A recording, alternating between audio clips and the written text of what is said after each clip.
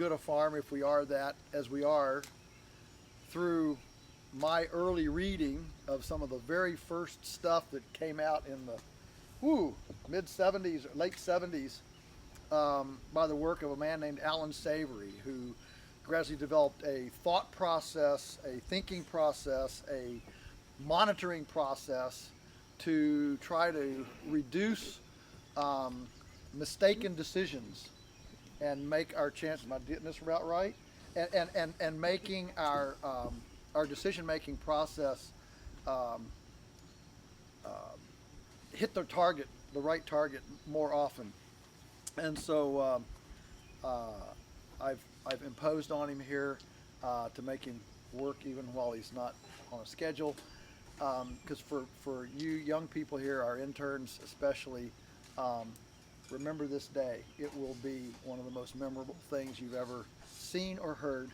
And we're just really thankful that Jody and Allan came to be with us. Thank you for coming, and come and share whatever's on your heart for about 15 minutes or so, if you don't mind, and we'll we'll enjoy listening. He was trying to think of something new to talk about in the car coming up, so he said, "I think I'll just talk about life with Jody." I said, "Well, that'll work. You don't normally talk about that all day." I don't know if I could keep that clean enough.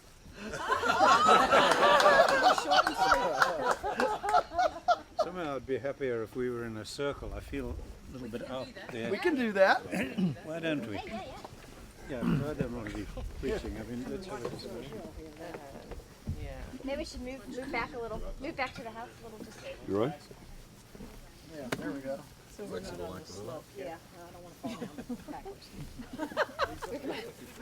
Head up over my head. My head up over my heel. My heels up over my head. Whatever. Here, Grandma. What about Lucille? Oh, here we go. Here we go. Hang on, let me get out of the way. There you go. Here. This will be a variegated edge effect circle. Thanks, God. We even have our Virginia lion. Oh, I'm stuck in the middle. Oh, he's not sure he wants to be in the middle of this. I don't know where the camera. We don't want to be here in front of the camera. There, can you? They can Is that okay? You got a straight shot through there? Thanks very much, Lucy. Well, I think Joel and I have a sort of a mutual admiration thing there, because I really agree with what was said about this farm. I've wanted to come here for a long time. You get so damn busy you don't, and I'm just so glad to be here, and thank both of you for having us tonight. And, I get a bit embarrassed with all that stuff he said, genuinely so, because really I always like to think I'm not very bright, but I'm very persistent, and I became very, very concerned about environmental degradation long ago when I was in my 20s, and saw that what was endangering the wildlife that I loved, the big game of Africa, realized this is the same thing that's destroyed civilizations and everything. So I just got deeper and deeper into it, but started off really wanting nothing to do with that other than growing up on farms and ranches. I just wanted to be in the bush with the elephants and the lions and the buffalo and all that stuff. And one thing has led to another. This decision thing, we find when you talk to people about decision making, their eyes glaze over, but really it's the key to everything. And gradually, just through banging my head on the wall a lot and failing to explain to people simply enough, gradually I'm getting it simpler and simpler, so that people are understanding better. And I think one way of getting it fairly is we are dealing with complexity, but to most people we just bandy that word around. So if we think in our lives of everything we make, look at everything around you, the clothes you've got and so on, everything we make is a success. The cameras you're using, right? Now, you can think of everything in the house entirely through your life that you make, and essentially it's a success. Some lead to some mistakes, some unintended consequences later. we can put a person on the moon. All right, now, everything we make has got one thing in common. Well, two really. It uses technology. You can't even make a wooden spoon without technology, the knife to carve the wood. Okay? And the other thing it's got in common is it needs expertise. I have no idea how to make a watch or a shoe. I'm not expert enough. Okay, so think of everything we make like that. Requires expertise, uses technology. And it's complicated. These cameras are too complicated for my mind. Okay? Now, let's think of everything we manage. Global finance, global economy, agriculture, oceans, fisheries, you name it. Religions, relationships between nations. Everything we manage, from the household to international affairs. Now, what's that got in common? There's nothing we make. It's management. It's got something else in common. Everything there is complex. It's self-renewing. If a human organization, if the chairperson dies, it doesn't die. You appoint another person, it carries on. If we overfish the ocean and kill out a species, everything doesn't stop. The ocean carries on, but in changed form. So if you look at human organizations, everything we manage, and nature in agriculture, we're running into trouble. Where are we not running into trouble?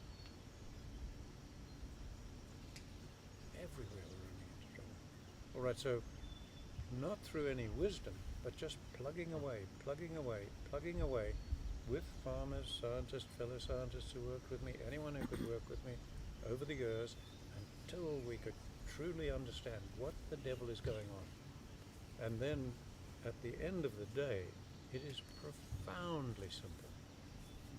Profoundly simple. And to understand that, just think, how many centuries have things been going wrong? We've fought terrible wars, we've destroyed the environment, we've had all these conflicts, we've destroyed more than 20 civilizations, every region of the world. And you've got to say to yourself, if so much goes wrong over so many centuries, with so many brilliant minds, way brighter than us, brilliant people, all these Nobel laureates and so on, there's got to be a systemic reason. This can't be a lack of knowledge.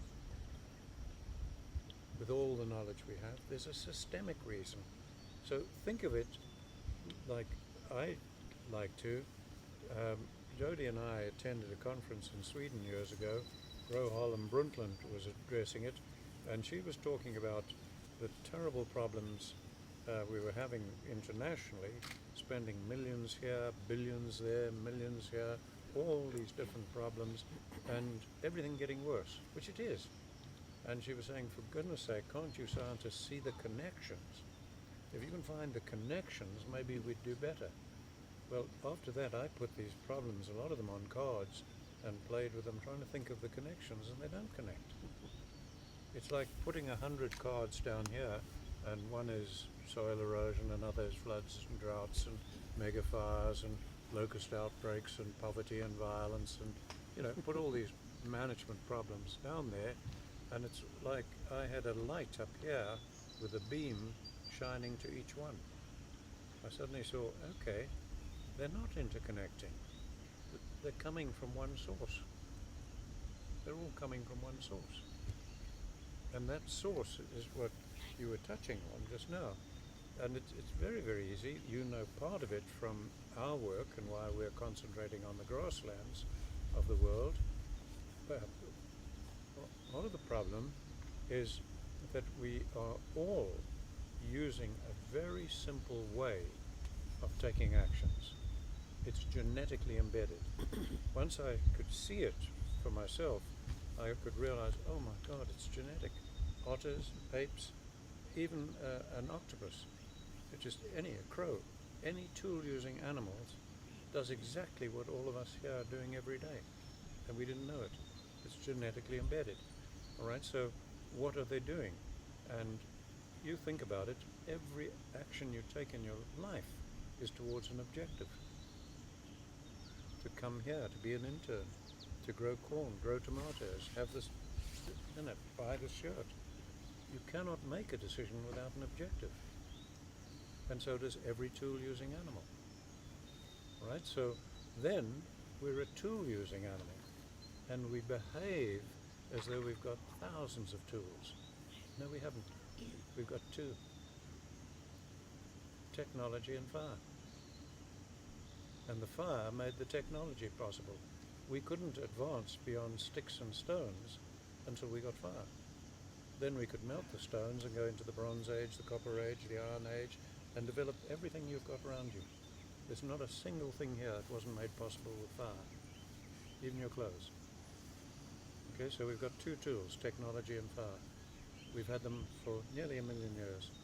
And then we've got the concept, so I like to call it a tool, the concept of resting the environment to let life recover. Conservation. So that makes 3. Now, here you've got the tools to do the job.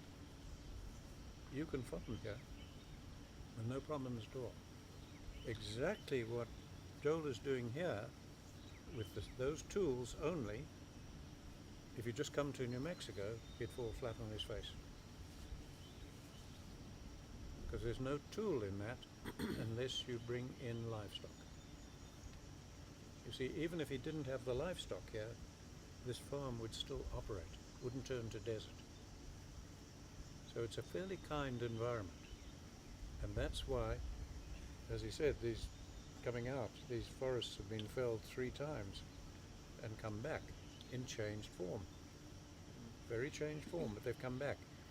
Where civilizations failed in New Mexico, it never came back. It's still deteriorating to desert. You see, it's a different climate.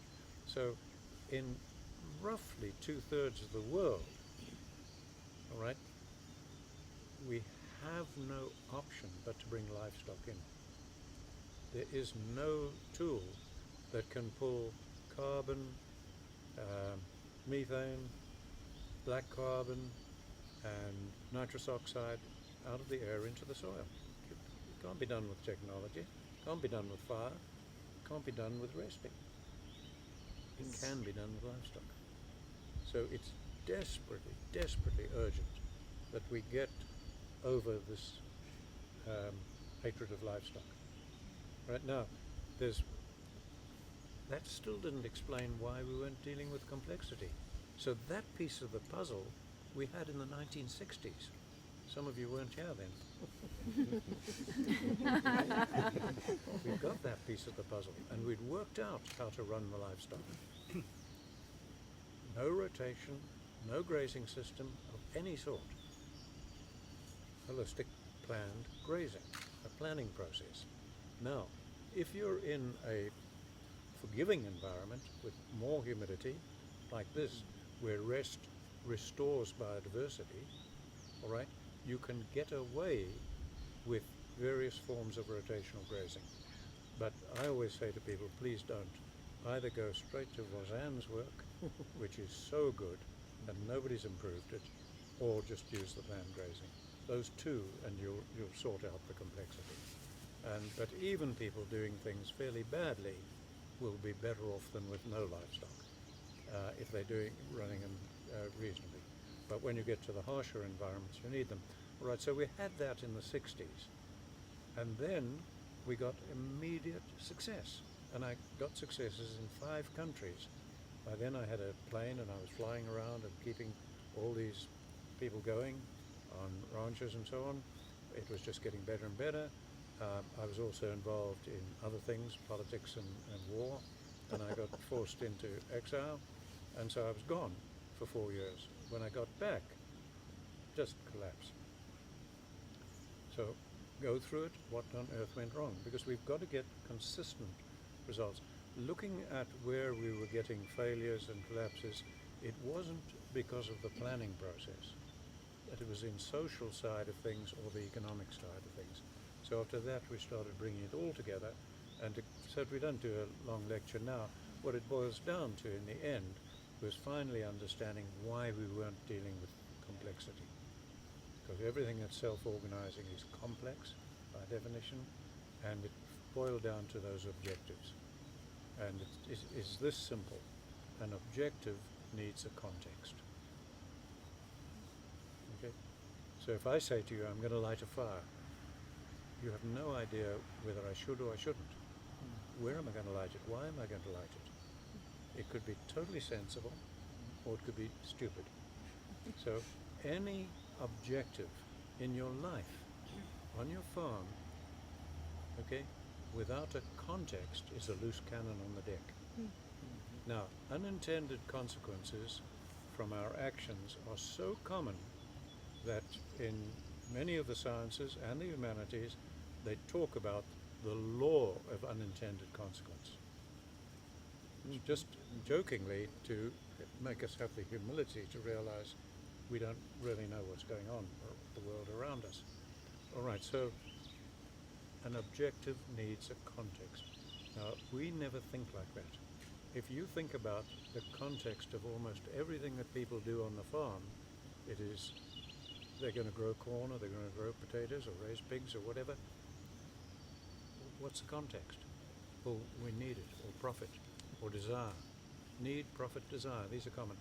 So many things on the farm or in business and in all government policies. If you look at the objectives of the policy, whether it's to deal with drugs, terrorism, weeds, doesn't matter which, if you were to say to people, what's the context, they'd look at you and say, you're stupid. It's so obvious. It's the problem. Kids are taking too many drugs. The weeds are invading the farms. You see it. The problem is the context. That is an inadequate context for nature, economy, and society. Cultural, social, economic, environmental complexity. That is why there's not a single government policy that is sound. It's impossible for them to be sound because every single policy, the problem is the context. That's why drug policy, we've now got more people in jail than on farms. More than Stalin at the height of his reign. Terrorist policy, we're living in more and more terror, more and more cost, more and more.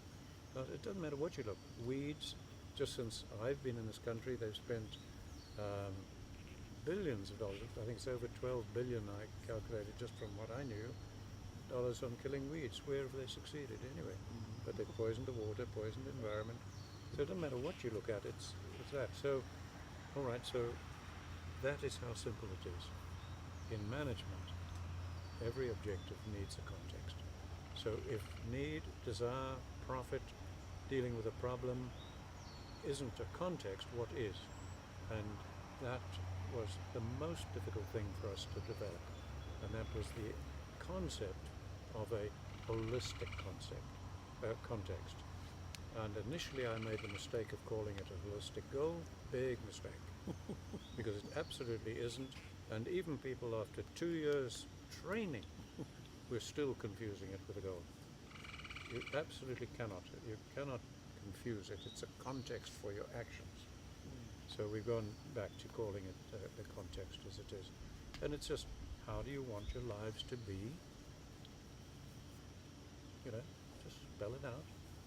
And tying that to your life-supporting environment and your behavior and so on. There's a few rules about doing it, but you just define that in each unique situation, each family, each farm, each community, each nation. I work with a national one for my nation when I'm doing anything there. And once that's defined, now you have a context, and now get on with all your usual goals and objectives, but you have a context in which you're taking those actions. That's it.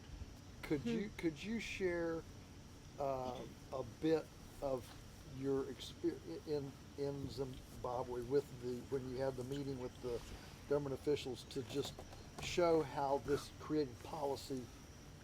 I Okay. just found that absolutely fascinating. give a couple of those examples, where, Yeah, well, if we're going to do this, then we need to do this, and da, da, da, Yeah.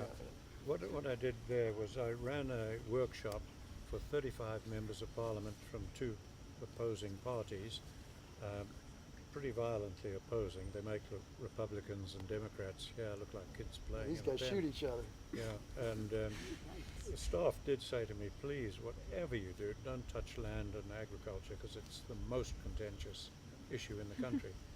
And I said, never mind about what I'm going to do.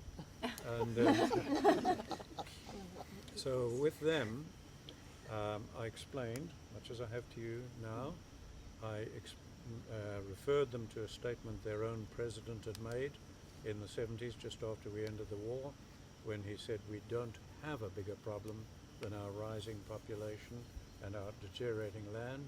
He said we politicians do not know what to do.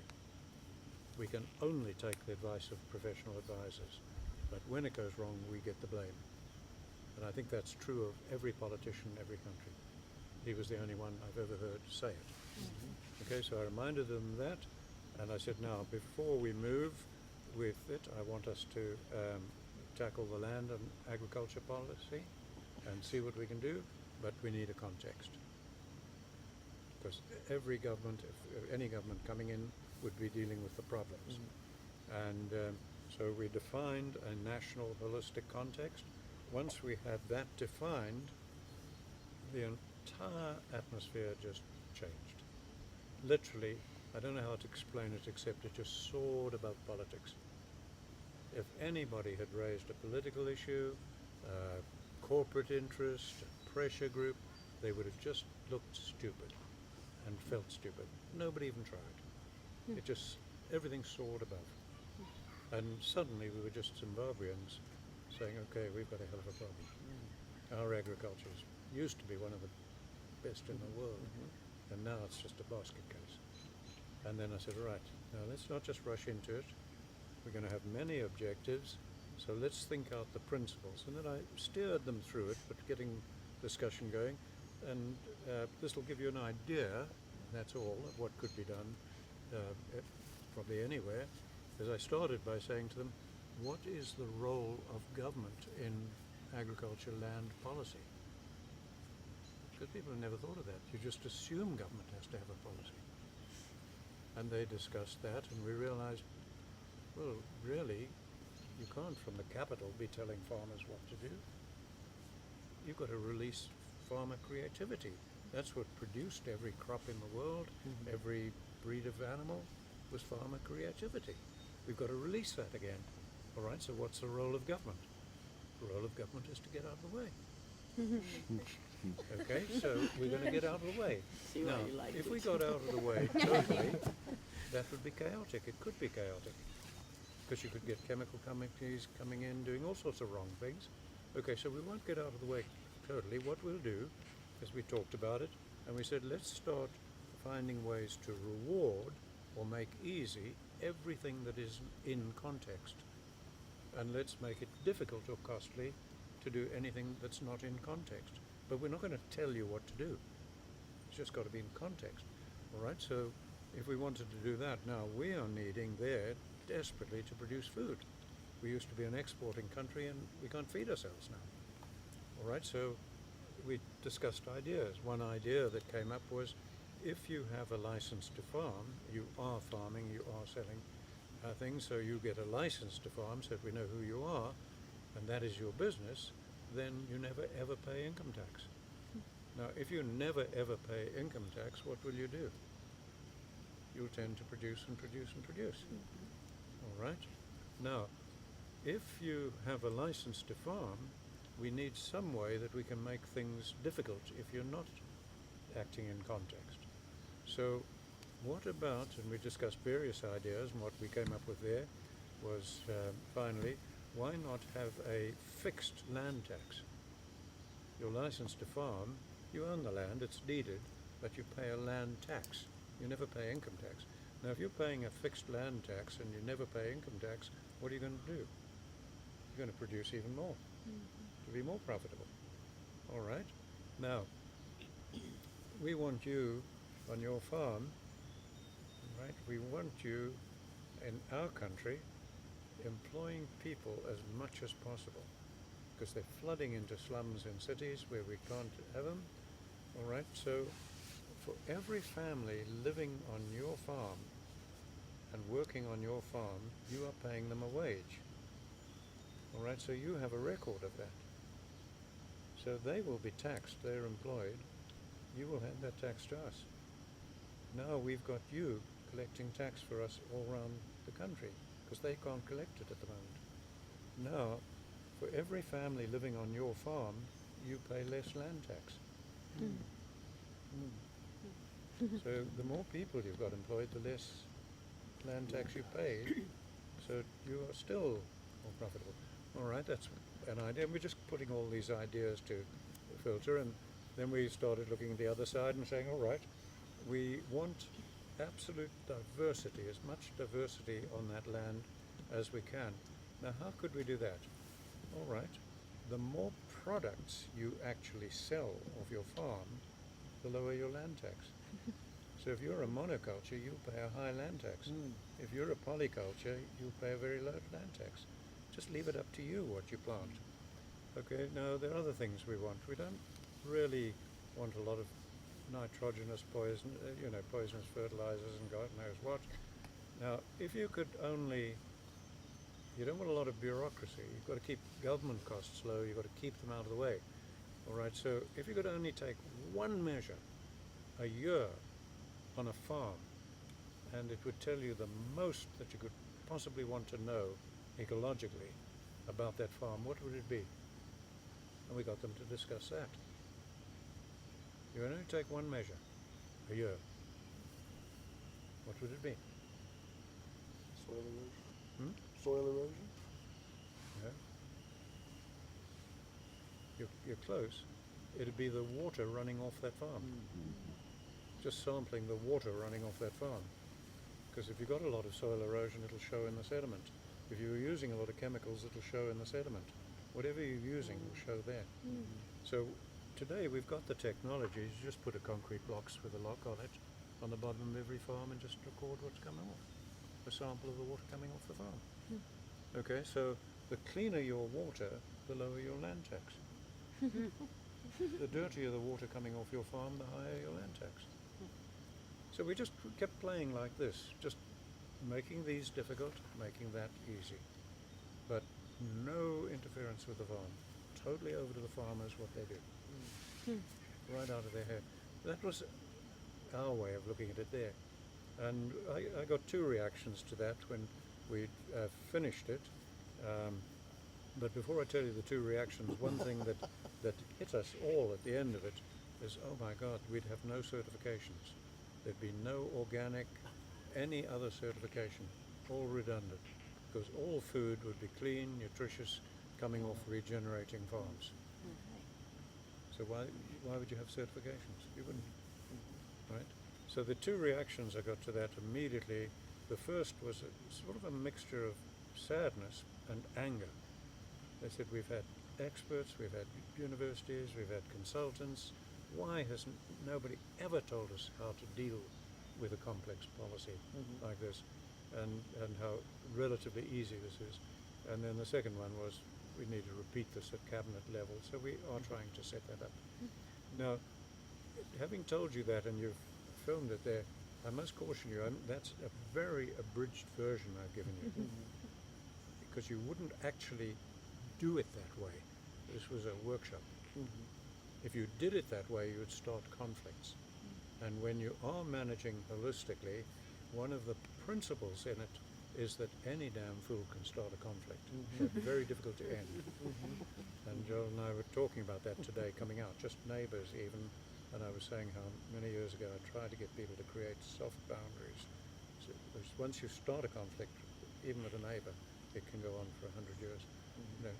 So there is in the decision making, there is a way of avoiding. One of the tests is that weak-link social, we look at these. In actual fact, if we did develop a policy like that, you have to develop it in a specific way with the people you bring in, the steps you take to do it, so that by the time the policy emerges, it's not coming from government, it's coming from the people. Because you've got to have full agreement on the policy. And so that I took them through how that would be done as well, the stages in doing it. Fascinating. Fascinating. So Joel, can you talk to us a little bit about how you use Alan's decision-making goals and objectives and contexts for running Polyface? You know, before he says anything, I think he hardly needs to. I think this guy is just trying to praise me when I'm here. I don't need it. He's what he's done is his own effort. So, but Yeah, when the point is that Well- he's using your using your contextual. No, he's just being nice to me. No, we the whole idea of actually observing, so that you actually monitor the one sentence mission statement. Ours is that we develop economically, ecologically, and emotionally enhancing agricultural prototypes and facilitate the duplication throughout the world. That becomes a context for where the farm goes, where the business goes, where your decision making goes. So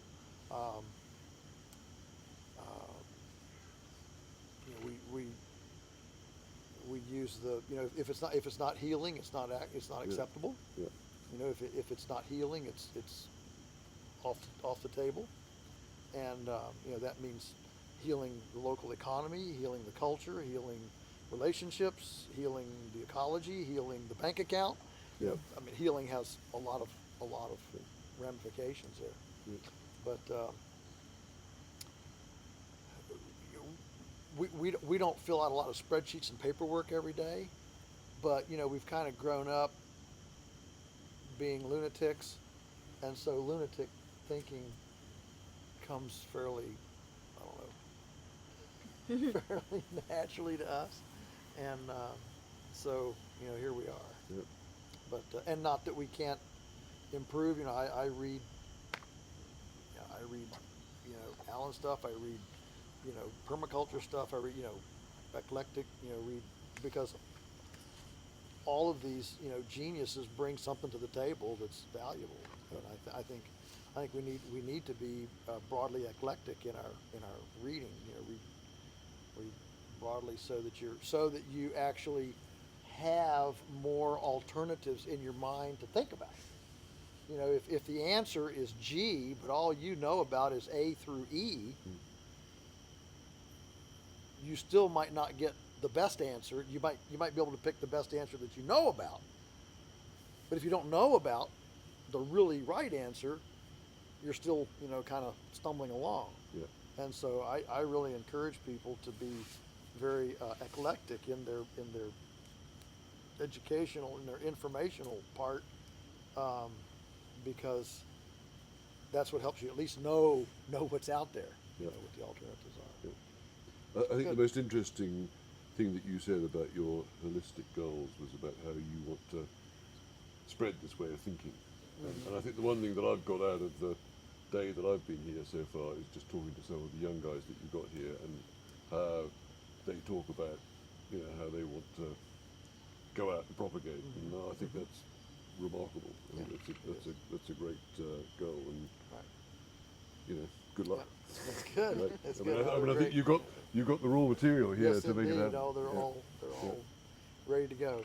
Okay, we won't belabor this. This was just a real treat to be able to share and listen to one of the world's great thinkers, and in real time.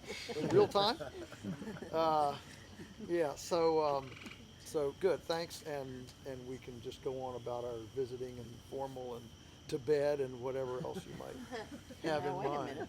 Andreas is going to do a fire Oh. twirling exhibition. Fire twirling exhibition. How dark? Oh, we have s'mores? Well, it sounds like we have other The night things is going young. on. Maybe. And I wanted to really thank Jody and Allan, because I was going to fly to New Mexico to interview them, and then I just thought I could always ask if they would come to Polyface, because how cool would it be if we had all these people together. and I really appreciate the time and effort Yes. that went into back Absolutely. and forth emailing, and that they said yes they would come. Yeah. We're really, really, really grateful. Yeah, really appreciative. Very much so. Okay. All right, so is it time for s'mores? Oh, it's time for Yeah. Always time for s'mores.